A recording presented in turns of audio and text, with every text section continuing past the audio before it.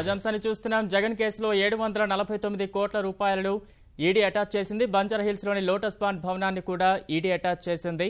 బెంగళూరులోని ఖరీదైన కామర్సెట్ మంత్రి వాణిజ్య సముదాయాన్ని కూడా, అలాగే పలు కంపెనీల్లో జగన్ భారతీ షేర్లను ఈడీ అటాచ్ చేసింది.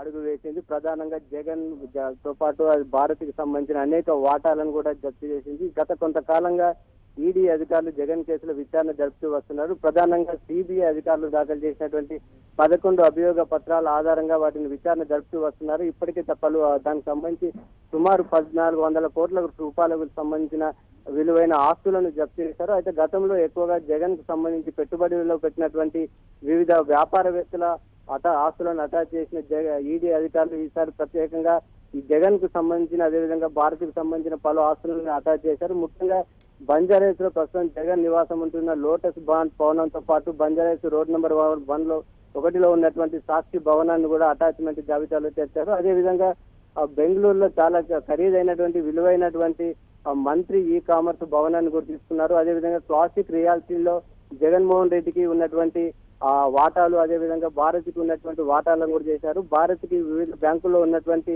15 కోట్ల రూపాయల విలువైన ఫిక్స్డ్ డిపాజిట్లను కూడా ఆస్తులను అటాచ్ చేయడం జరిగింది. వీటన్నిటిని కూడా గత కొంతకాలంగా వీటన్నిటిని కూడా చేశారు. ప్రస్తుతం వీటన్నిటి విలువ మార్కెట్ వాల్యూ అంటే మామూలు రిజిస్టర్ వాల్యూ ప్రకారం 749 కోట్లు ఉన్నట్టు చెప్తున్నప్పుడు బహిరంగ మార్కెట్లో సుమారు 5,000 కోట్ల రూపాయల విలువైన ఆస్తులు ఉన్నట్టుగా తెలుస్తుంది. వీటన్నిటిపైన కూడా అటాచ్మెంట్ సంబంధించిన ఉత్తర్వులను ఈడీ అధికారులు జారీ చేశారు. గతంలోనే వివిధ కంపెనీల్లో ఉన్నటువంటి జగన్మోహన్ రెడ్డితో పాటు నిమ్మగడ్డ ప్రసాద్, ఏటీలో అటాచ్మెంట్ వివిధ సంస్థలకు సంబంధించిన పెట్టుబడులకు సంబంధించినటువంటి వ్యాపారులు, ఆ సంస్థలకు సంబంధించిన ఆస్తులన్నింటినీ కూడా అటాచ్ చేశారు. తాజాగా భారతీ సిమెంట్స్ కి సంబంధించి సిబిఐ అధికారులు దాఖలు చేసినటువంటి అభియోగ పత్రం ఆధారంగా చేశారు. అంటే భారతీ సిమెంట్స్ గతంలో రఘురామ్ సిమెంట్స్ పేరిట ఉన్నప్పుడు వైఎస్ సర్కార్ సమయంలో వారికి సుమారు 152 కోట్ల విలువైన సున్నప్రాయ నిక్షేపాలను రఘురామ్ సిమెంట్స్ కు కేటాయించారు. ఆ తర్వాత రఘురామ్ సిమెంట్స్ భారతీ సిమెంట్స్ గా పేరు మారింది. అయితే ఇదంతా కూడా ఆ సున్నప్రాయ నిక్షేపాల కేటాయింపుల విషయంలో అక్రమాలు జరిగినట్టు గతంలో సిబిఐ తేల్చింది. సిబిఐ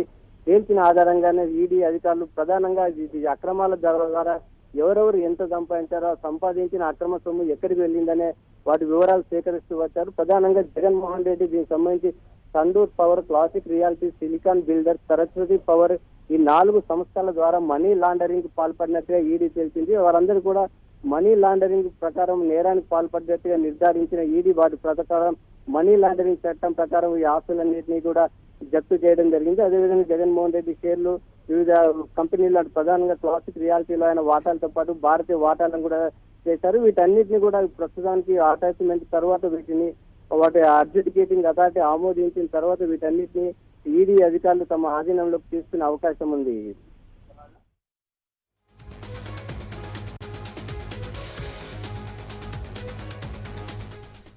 ధన్యవాదాలు నాగేశ్వరాచారి.